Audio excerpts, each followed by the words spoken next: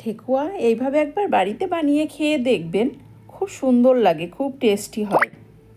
নমস্কার বন্ধুরা, চলো রান্না করি চ্যানেলে সবাইকে স্বাগত জানিয়ে শুরু করছি আজকের রেসিপি। এখানে একটি কাপ নিয়েছি, কাপের অর্ধেকের বেশি গুড় নিয়েছি।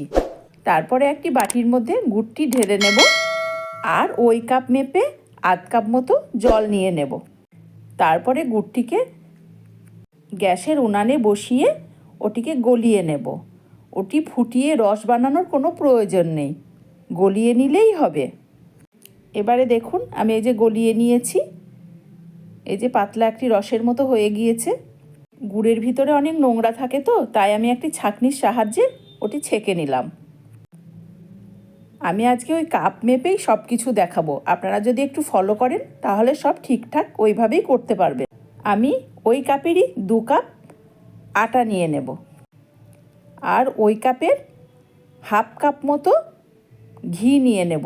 আপনারা যদি মনে করেন সাদা তেল দিয়েও করতে পারবেন, কিন্তু ঘি দিলে একটু টেস্টটা ভালো হয়, একটু টেস্টি হয়।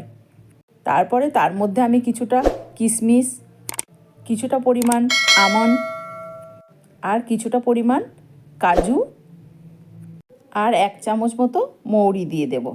পরে ভালো করে মাখিয়ে নেব, হাতে করে মুঠ করে দেখব, তারপরে আবার ছেড়ে দেব যখন, তখন ঝরঝরে হয়ে যাবে, সেইভাবেই মাখিয়ে নেব।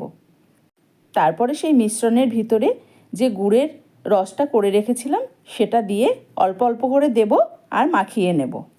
আমরা যেভাবে রুটির আটা মাখি সেইভাবে মসৃণ করে মাখা যাবে না।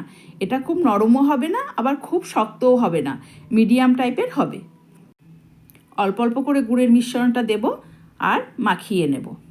একেবারে দিলে পাতলা হয়ে যাওয়ার ভয় থাকে, তার জন্য অল্প অল্প করে দেব আর মাখিয়ে নেব।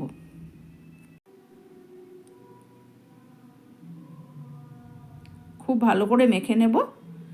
তারপরে এবারে একটা একটা করে বানিয়ে নেব। হাতের মধ্যে গোল করে নিয়ে সেটি একটু হাতে করে চ্যাপটা করে চারধার থেকে একটু সাইজ করে একটা চামচের ডান্টার সাহায্যে এইভাবে একটু ডিজাইন করে দিলাম। দেখুন বন্ধুরা কি সুন্দর লাগছে দেখতে ডিজাইনটা। আপনারা আপনাদের পছন্দ মতো ডিজাইন দেবেন। আমি আবারও একটি বানিয়ে আপনাদেরকে দেখাচ্ছি।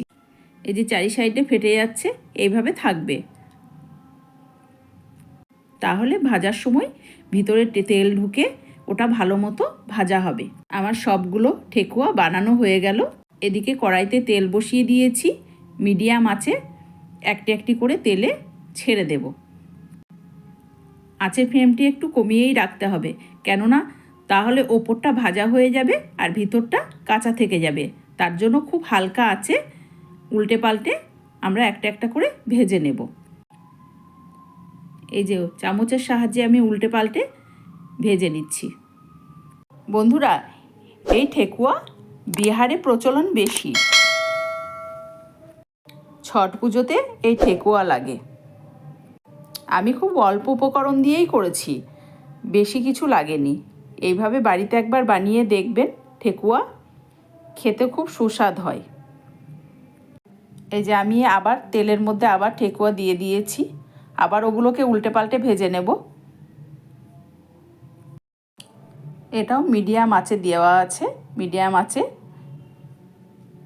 ভেজে তুলে নেব।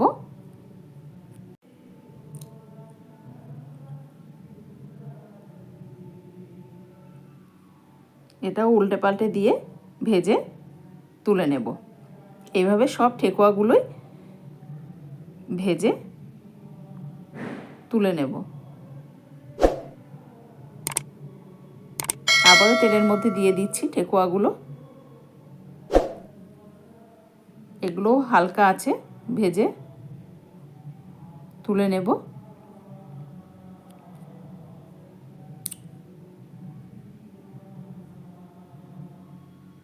খুব সহজেই বাড়িতে বানানো যাবে এগুলো। এইভাবে একবার বানাবেন বাড়িতে।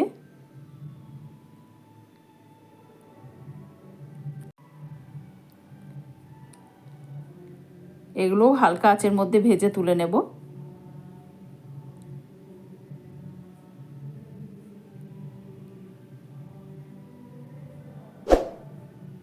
আবারও উল্টে দেব।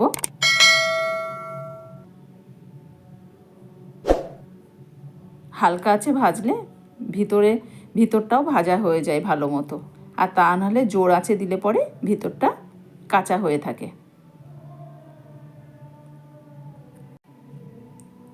আমার সব ঠেকুয়াগুলো ভাজা হয়ে গেল। এবারে আমি এগুলো একটা একটা করে তুলে নেব। দেখুন বন্ধুরা, আমার সবগুলোই ভাজা হয়ে গেল। আপনারা যদি মনে করেন 1 মাস ধরে রেখে দিয়ে খাবো, তাও রেখে দিতে পারবেন। আপনাদেরকে একটা ভেঙে দেখাচ্ছি, দেখুন ভিতরটা কত সুন্দর হয়েছে।